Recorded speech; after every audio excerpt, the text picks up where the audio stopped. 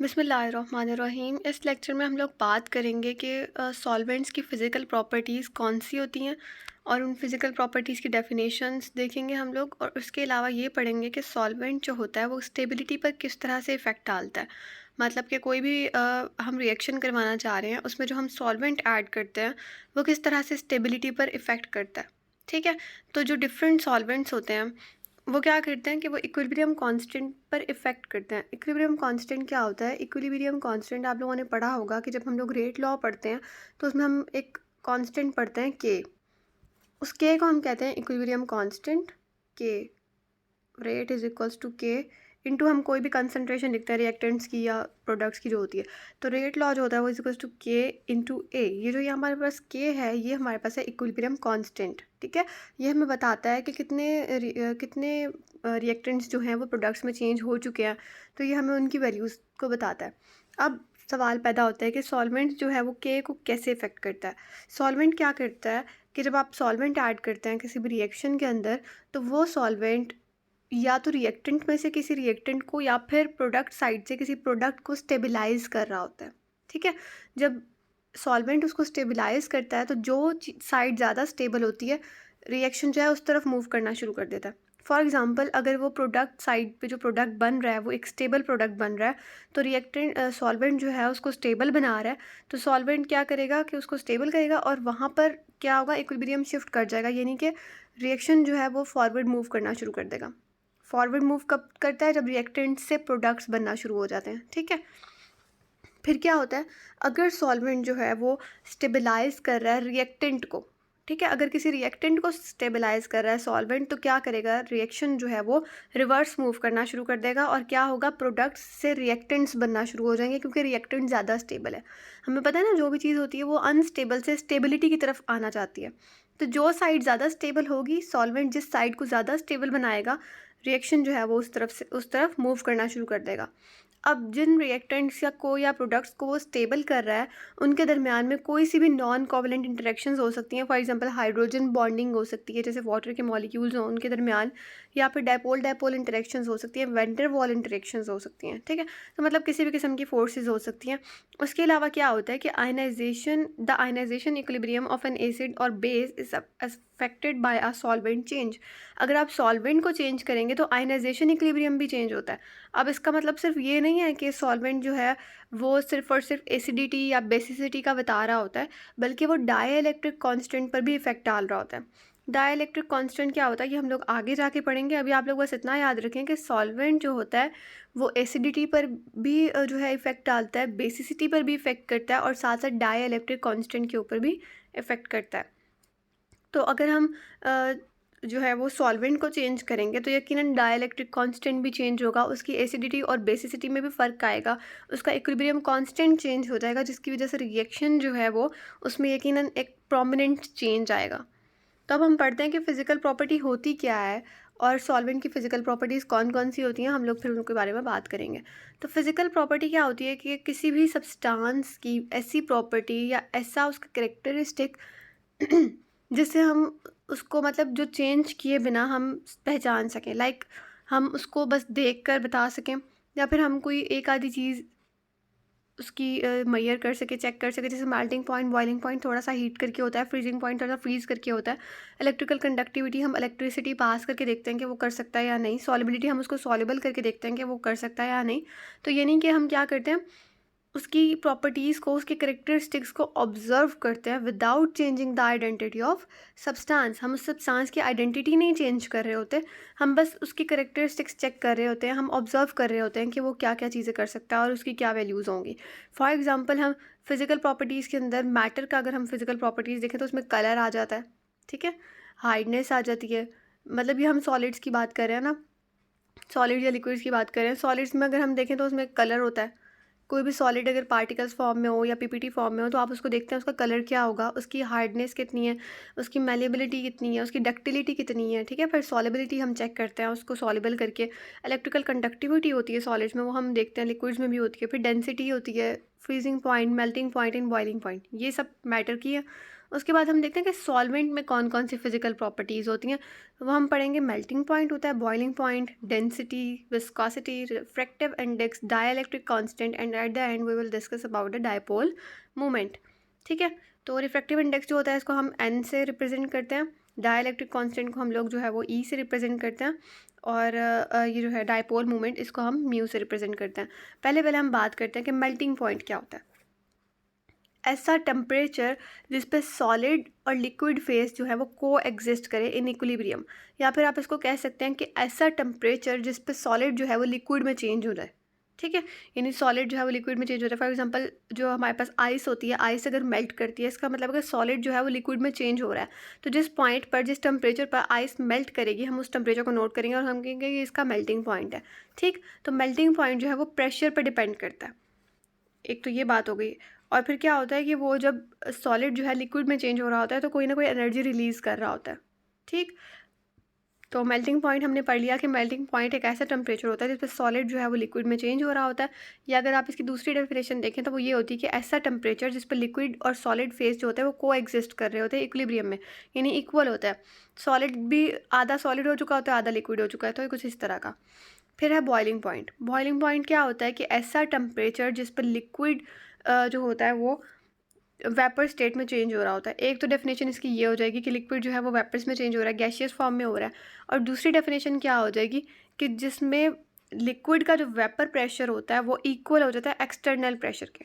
ये जो है ना, ये यहाँ पर होगा वेपर प्रेशर, और ये जो बाहर का है सराउंडिंग का, ये यहाँ जो बाहर होगा इसको हम कहते हैं एक्सटर्नल प्रेशर, यानी कि सराउंडिंग का जो प्रेशर होता है। जब ये दोनों इक्वल हो जाते हैं ना तो लिक्विड जो है वो वेपर स्टेट में उड़ना शुरू कर देता है, मतलब गैसियस फॉर्म में चेंज हो जाता है। ठीक, सही है। तो वेपर प्रेशर जब एटमॉस्फेरिक प्रेशर के इक्वल हो जाता है तो बबल्स बनना शुरू हो जाते हैं, यानी कि वो उसके छोटे छोटे बबल्स बनते हैं। अगर हम वाटर को बॉईल करें तो एक फेस, एक हद तक पानी जो है वो बर्दाश्त करता रहता है हीट को, वो हीट एब्जॉर्ब करता रहता है, लेकिन एक टाइम आता है जब वेपर प्रेशर, जो वेपर्स का प्रेशर होता है और जो बाहर के एटमॉस्फेयर का यानी कि एक्सटर्नल प्रेशर जो होता है वो इक्वल हो जाता है। जब एक्सटर्नल प्रेशर जो है वो इक्वल हो जाता है वेपर प्रेशर के, तो बबल्स बनते हैं और पानी जो है वो स्टीम की सूरत में, या आप कह सकते हो गैसियस फॉर्म की सूरत में जो है वो निकल जाता है। उसके बाद है इवेपोरेशन। इवेपोरेशन में और बॉइलिंग में क्या फ़र्क होता है? इवेपोरेशन में और बॉइलिंग में ये फ़र्क होता है कि जब बॉइलिंग होती है ना तो वेपर प्रेशर, यानी कि जो पानी का अंदर का प्रेशर होता है ये वाला, और एटमॉस्फेयर का प्रेशर जो है वो इक्वल हो जाता है। लेकिन अगर हम बात करें इवेपोरेशन की ना, तो इसमें एटमॉस्फेयर का प्रेशर ज़्यादा होता है। जब एटमॉस्फेयर का प्रेशर ज़्यादा होता है ना तो वेपर प्रेशर इतना ज़्यादा नहीं होता, तो फिर क्या होता है, इवेपोरेशन होने लग जाती है। ठीक है, मॉलिक्यूल्स जो हैं वो लो से हाई की तरफ जा रहे होते हैं, या आप कह सकते हो कि एटमॉस्फेरिक प्रेशर ज़्यादा होता है तो वो मॉलिक्यूल्स जो हैं वो इवेपोरेट होना शुरू हो जाते हैं, बबल्स नहीं बनते इसमें। ठीक, वहाँ पर क्या था कि वहाँ बबल्स बन रहे थे, कोलेजन हुई थी, जिनकी एनर्जी ज़्यादा थी वो उड़ गए। इस तरह से बॉइलिंग होती है। फिर नेक्स्ट हमारे पास है डेंसिटी। डेंसिटी क्या होती है, इसको सिंपली हम कह सकते हैं द रेशियो, या ऊपर जो है वो मास डिवाइडेड बाय वॉल्यूम होता है। ठीक है, तो आप इसको ये भी कह सकते हैं कि मास पर यूनिट वॉल्यूम डेंसिटी होती है। उसके अलावा आप लोग कह सकते हैं कि the ratio between mass and volume, मतलब बात एक ही है, density is equals to mass divided by volume. ये भी एक फिजिकल प्रॉपर्टी है। और डेंसिटी क्या होती है कि हमें बताती है कि मॉलिक्यूल्स जो हैं किसी भी ऑब्जेक्ट में वो कितने टाइटली पैक्ड हैं। फॉर एग्जांपल जिसमें मॉलिक्यूल्स जो हैं वो बहुत टाइटली पैक्ड होते हैं उसको हम कहते हैं उसकी डेंसिटी ज़्यादा है, और जिसमें मॉलिक्यूल्स जो हैं वो दूर दूर होते हैं इसलिए हम कहते हैं उसकी डेंसिटी कम है। इसीलिए सॉलिड्स की डेंसिटी बहुत ज़्यादा होती है जबकि गैस की डेंसिटी बहुत कम होती है। वैसे तो डेंसिटीज़ में फ़र्क भी होता है, इनके फार्मूलाज भी डिफरेंट होते हैं, लेकिन वैसे एक एग्जांपल अगर हम देखें सिंपली, तो सॉलिड्स जो हैं उनमें कॉम्पैक्ट स्ट्रक्चर होता है, तो मॉलिक्यूल्स या एटम्स जो होते हैं वो करीब करीब होते हैं, जबकि होती है गैसेस उसमें मॉलिक्यूल्स वगैरह दूर दूर होते हैं, इसलिए उसकी डेंसिटी जो है वो लो होती है। फिर हमारे पास है विस्कोसिटी। विस्कोसिटी को ईजी लैंग्वेज में हम कह सकते हैं गाढ़ापन, किसी भी चीज़ की थिकनेस, कितना गाढ़ा है वो, कितना थिक है वो, इस चीज़ को हम कहते हैं viscosity. Viscosity is a property of fluids. Fluids की प्रॉपर्टी है, it shows resistance to flow. ये इतनी, अगर विस्कोसिटी ज़्यादा होगी ना तो ये इतनी आराम से जो है वो फ्लो नहीं कर पाएगी। फॉर एग्जांपल अगर आप एक जगह पर पानी फेंके, ठीक है, पानी जैसे ही डलता है पानी फ़ौरन से मूव करता है, क्योंकि पानी की जो विस्कोसिटी होती है वो बहुत बहुत कम होती है। पानी गाढ़ा नहीं होता ना, पानी पतला सा होता है बिल्कुल, तो उसकी विस्कोसिटी कम होती है। लेकिन अगर हम देखें, अगर हम कोई सिरप या हनी वगैरह, या हम कोई इस तरह की चीज़ फ्लोर पे अगर गिराएं उसको डालें तो वो इतनी जल्दी मूव नहीं करती, वो थोड़ी स्टिकी होती है, तो उसकी विस्कोसिटी जो है वो ज़्यादा होती है। और सबसे ज़्यादा विस्कोसिटी जो होती है वो हनी की होती है, ठीक है। तो विस्कोसिटी क्या हो गई, गाढ़ापन हो गया। विस्कोसिटी क्या करती है, रेजिस्टेंस करती है फ्लो को, मतलब फ्लो को रेजिस्ट करती है, फ्लो नहीं करने देती इतने आराम से। तो जो चीज़ थोड़ी थिक लगेगी आपको, जो स्टिकी सी लगेगी, आप कहेंगे इसकी विस्कोसिटी ज़्यादा है। वाटर की विस्कोसिटी सबसे कम होती है क्योंकि ये थिन होता है पानी। फिर जो है विस्कस वर्ड जो है ये लैटिन रूट विस्कम वर्ड से निकला है, यानी विस्कोसिटी जो है ये विस्कम वर्ड से निकला है, जिसका मतलब होता है स्टिकी। थोड़ी स्टिकी होती है, आपस में स्टिक हुए थे मॉलिक्यूल्स, थोड़ी सी उनके दरमियान फोर्सेज जो है वो ज़्यादा होती हैं, ठीक। तो जब उन्होंने क्या कहा कि when the intermolecular forces of attraction are strong within a liquid there is large viscosity. Molecules के अपने दरमियान में जो है ना वो फोर्सेस ज़्यादा होती हैं, इसकी वजह से विस्कोसिटी ज़्यादा होती है। क्यों? क्योंकि मॉलिक्यूल्स एक दूसरे के बहुत करीब करीब होते हैं, चिपके पड़े होते हैं, एक दूसरे से दूर नहीं हो रहे होते, तो वो मूव नहीं करते, वो फ्लो नहीं करते, उनकी विस्कोसिटी ज़्यादा होती है, ठीक हो गया। फिर हमारे पास है रिफ्रैक्टिव इंडेक्स। रिफ्रैक्टिव इंडेक्स क्या होता है कि इसको आप कह सकते हैं कि ये भी रेशो होती है। जैसे ऊपर जो है वो हम कहते हैं स्पीड ऑफ लाइट होती है, स्पीड ऑफ लाइट होती है हमारे पास सी, ठीक है। और जो होती है ना हमारे पास कोई भी स्पीड इन वैक्यूम या speed in medium, speed of, sorry for interruption, यहाँ पर थोड़ा सा जो है ना आप लोग यहाँ चेंज करेंगे। The refractive index is a ratio of speed of light in vacuum पहले आएगा, फिर relative to the speed of light in medium. या फिर अगर आप लोग ये भी ना करना चाहें तो आप लोग इस तरह से देख सकते हैं, N is equal to C over V. ये जो सी है यहाँ पर ये स्पीड ऑफ लाइट है, जबकि जो वी है यहाँ पर ये हमारे पास रिप्रेजेंट कर रहा है स्पीड ऑफ लाइट किसी भी मीडियम में, ठीक है। ऊपर वाला जो है वो वैक्यूम में रिप्रेजेंट कर रहा है और नीचे वाला जो वी है ये स्पीड ऑफ लाइट रिप्रेजेंट कर रहा है किसी भी मीडियम में, ठीक हो गया। तो ये होता है हमारे पास रिफ्रैक्टिव इंडेक्स, जिसको हम रिप्रेजेंट करते हैं एन से। तो इसमें क्या होता है कि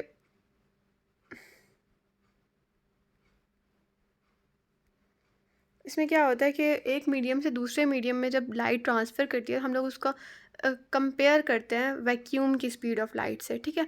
मतलब जब लाइट जो है वो किसी मीडियम से ट्रैवल करती है और हम लोगों ने उसका रिफ्रैक्टिव इंडेक्स फाइंड आउट करना होता है, तो हम उसको कंपेयर करते हैं, ठीक है। हम उसको कंपेयर करते हैं किससे, speed of light in vacuum से, या रिफ्रैक्टिव इंडेक्स ऑफ वैक्यूम से। और रिफ्रैक्टिव इंडेक्स ऑफ वैक्यूम की हम लोगों ने एक वैल्यू जो है वो असाइन हुई हुई है, जो कि कांस्टेंट आप लोग कह सकते हैं, वो है 1, ठीक है। तो ये जो होती है वो डिपेंड करती है कलर ऑफ लाइट पे travelling through a medium and depend on density of medium. ये डेंसिटी पे डिपेंड करती है मेजर, आपने ये ध्यान में रखना है।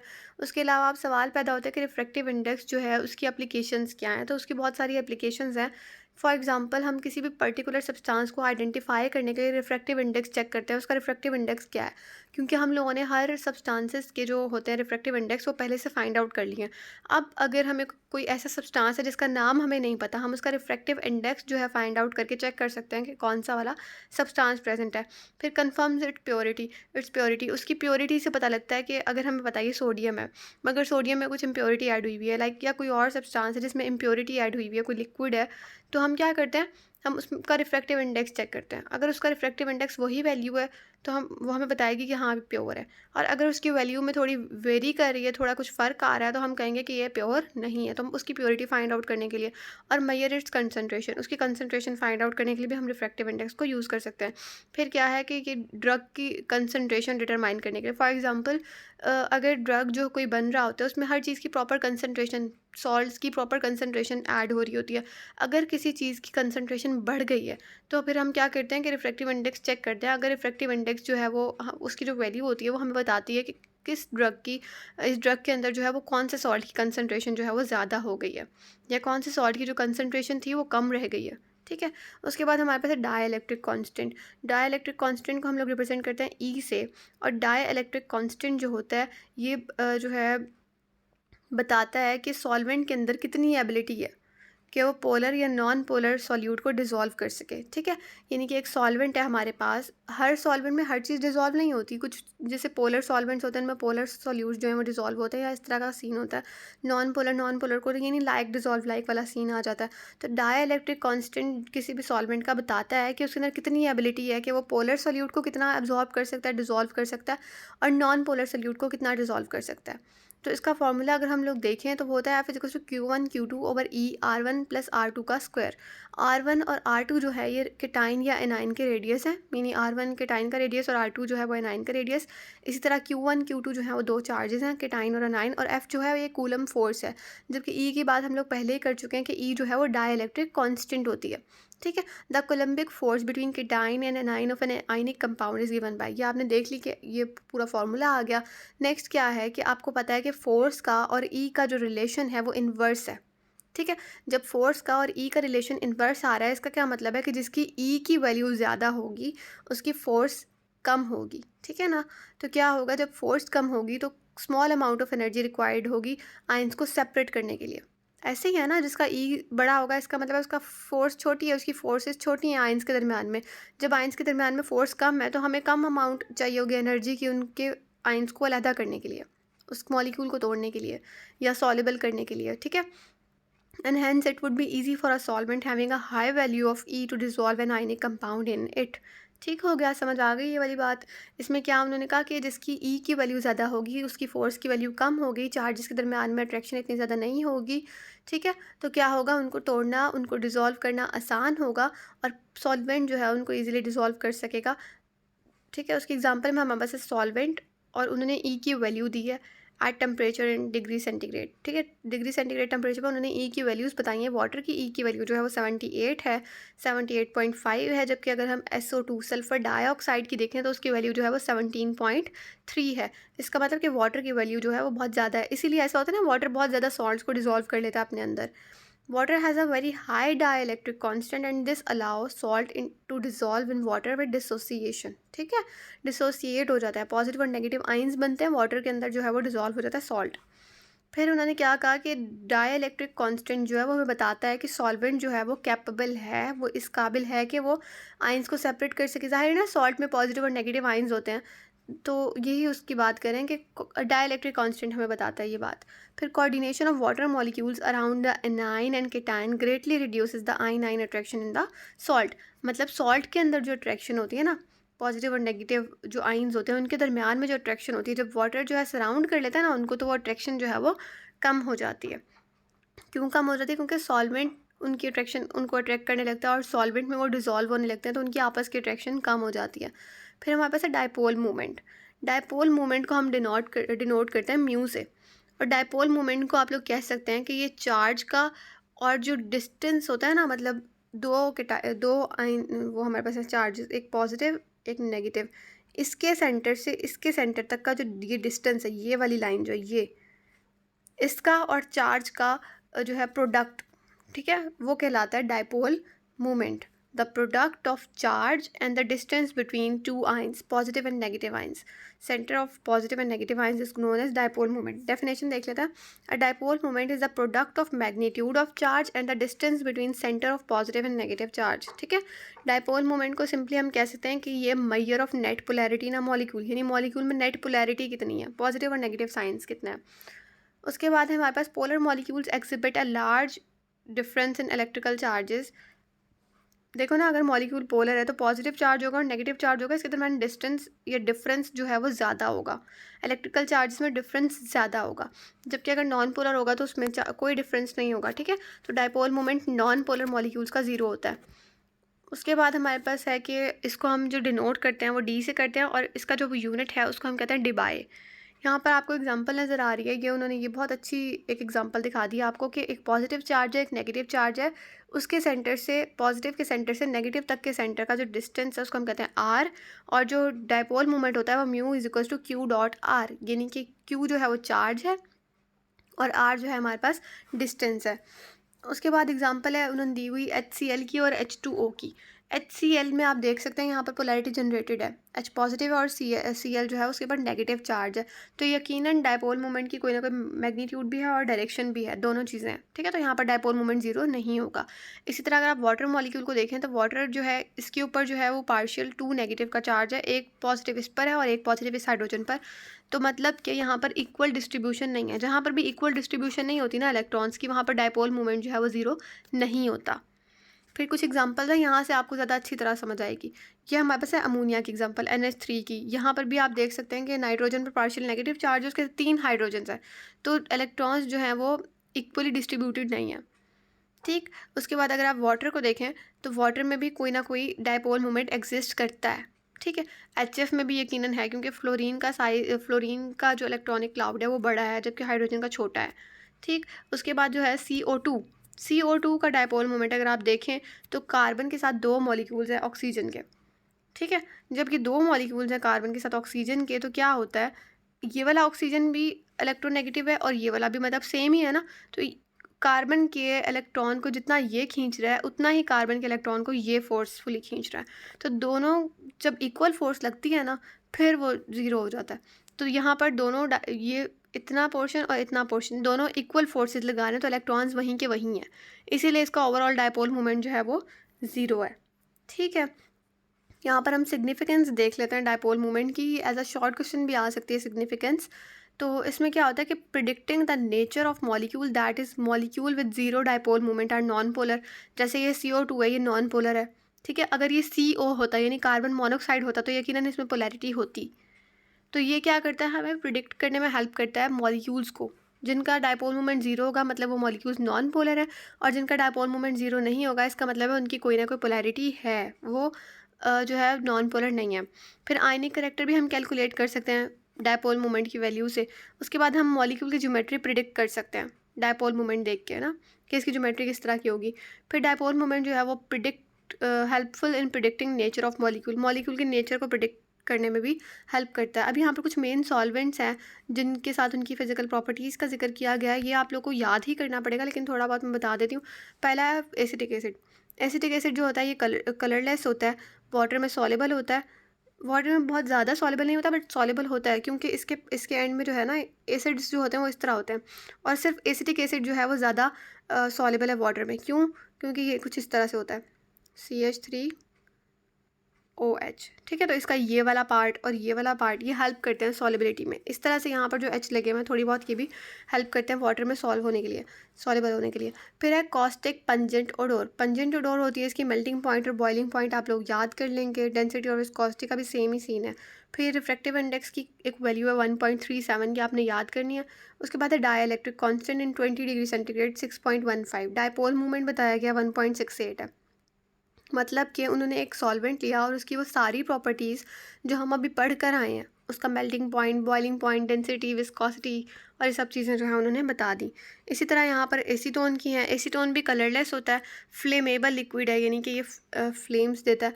उसके बाद फ्रूटी ओडोर। इसकी ओडोर में देखें, एसिटिक एसिड की और एसीटोन की ओडोर में बहुत फ़र्क है। उसकी थी पंजेंट ओडोर और इसकी है फ्रूटी ओडोर। एसीटोन क्या होता है, R और ये CH3। ठीक है, उसके बाद है मेल्टिंग पॉइंट, बॉइलिंग पॉइंट और इसकी बाकी सारी प्रॉपर्टीज़ ये भी आप देख लेंगे। फिर है एसीटोनाइट्राइल। एसीटोनाइट्राइल जो है ना, इसकी जो है फिज़िकल प्रॉपर्टीज़ वो पोलर कंपाउंड्स के अंदर इसको एक तो हम लोग जो है वो कंसीडर करते हैं, और जो है उसकी मेल्टिंग पॉइंट, बॉइलिंग पॉइंट और ये बाकी सारी प्रॉपर्टीज़ एसिड्स आप लोग याद कर लेंगे। उसके बाद है बेंजीन। बेंजीन का आपको पता है कि ये एरोमेटिक हाइड्रोकार्बन है और ये एक नॉन पोलर मॉलिक्यूल है, इसके अंदर पोलैरिटी नहीं होती। ये भी कलरलेस होता है। इसकी जो ओडोर है या एरोमा है वो कैरेक्टरिस्टिक से स्मेल है, अच्छी नहीं होती। Benzene being non polar is immiscible. अब देखिए हमने कहा ना नॉन पोलर है, तो इमिसिबल है, यानी कि ये वाटर के अंदर सॉल्व नहीं होता, मिसिबल नहीं होता वाटर के अंदर, but is readily miscible with organic solvents. ये वो सीन हो गया लाइक डिजॉल्व लाइक वाला थोड़ा सा। ठीक है, तो मतलब कि ये जो है वाटर में सॉल्युबल नहीं है लेकिन ऑर्गेनिक सॉल्वेंट्स में सॉल्युबल है। अपॉन कंबशन ऑफ बेंजीन सूटी फ्लेम इज़ प्रोड्यूस। सूटी फ्लेम होता है जिसमें ना ब्लैक कलर का धुआं सा होता है, इस तरह का फ्लेम बनता है। और बाकी मेल्टिंग पॉइंट, बॉइलिंग पॉइंट और डेंसिटी आप लोग याद कर लेंगे। फिर है वाटर। वाटर के बारे में तो आपको ज़्यादा पता ही होगा, मेल्टिंग पॉइंट, बॉइलिंग पॉइंट, ये चीज़ें याद करने में मुश्किल नहीं होंगी वाटर के बारे में, क्योंकि वाटर के हम लोग को पता है। फिजिकल प्रॉपर्टीज़ क्या हैं वाटर की, कि 1 molecule of water has 2 hydrogen atom covalently bonded to oxygen atom. Tasteless होता है, ओडोरलेस होता है। ठीक है, उसके अलावा के वीक एब्जॉर्प्शन बैंड्स होते हैं। Liquid water has weak absorption bands at wavelength of around 750 which causes it to appear to have a blue colour. ठीक है, उसकी क्या उन्होंने क्या कहा कि वीक अब्जॉर्प्शन बैंड्स होते हैं वेवलेंथ ऑफ 750 पे क्या होता है कि ब्लू कलर अपीयर कर रहा होता है, मतलब कि हमें पता है ना कि लाइट्स जो एब्जॉर्ब करता है उसके ऑपोजिट हमें नज़र आती हैं। फिर है मेल्टिंग पॉइंट इसका 0 है, बॉइलिंग पॉइंट 100 है, डेंसिटी 1 ग्राम/मिलीलीटर है, विस्कोसिटी जो है वो 1 है। उसके बाद हमारे पास रिफ्रैक्टिव इंडेक्स, डाइलेक्ट्रिक कांस्टेंट और डायपोल मोमेंट आ गया। फिर हमारे पास है डाइथाइल ईथर। डाइथाइल ईथर भी कलरलेस होता है। मेरे ख्याल में हम लोग अब तक जितने पढ़ के आए हैं वो सब हमने कलरलेस कंसीडर किए हैं। Its odour is sweet, pungent and ethereal. ठीक है, इसकी स्वीट भी है, पंजेंट भी है। Its taste is burning and sweet. ठीक है, मेल्टिंग पॉइंट वगैरह और ये प्रॉपर्टीज़ जो है आप लोग देख लेंगे। ये हमारा था आज का टॉपिक, होप्स आपको समझ आई होगी। लेक्चर के बीच में इंटरप्शन के लिए सॉरी। और आपका कोई क्वेश्चन हो तो आप लोग जो है वो कमेंट में पूछ सकते हैं। Thank you.